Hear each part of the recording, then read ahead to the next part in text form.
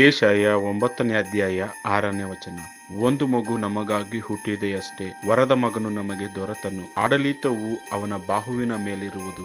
ಅದ್ಭುತ ಸ್ವರೂಪನು, ಆಲೋಚನಾ ಕರ್ತನು, ಪರಾಕ್ರಮಿಯಾದ ದೇವರು, ನಿತ್ಯನಾದ ತಂದೆ, ಸಮಾಧಾನದ ಪ್ರಭು ಎಂಬುವು ಅವನ ಹೆಸರು. Isaiah chapter 9 verse 6.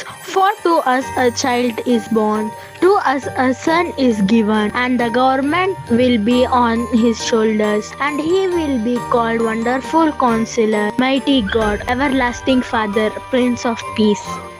याशाया अध्याय 9 वचन 6.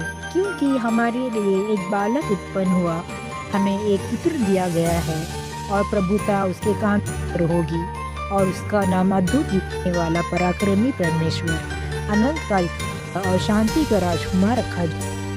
ஏசாயா 9ஆம் அதிகாரம் 6ஆம் வசனம். நமக்கு ஒரு பாலகன் பிறந்தார், நமக்கு ஒரு குமாரன் கொடுக்கப்பட்டார், கர்த்தத்துவம் அவர் தோளின் மேல் இருக்கும், அவர் நாமம் அதிசயமானவர், ஆலோசனை கர்த்தா, வல்லமை உள்ள தேவன், నిత్య పితా, సమాధాన ప్రభు ఎన్నపடும். యెషయా 9వ అధ్యాయం 6వ వచనం.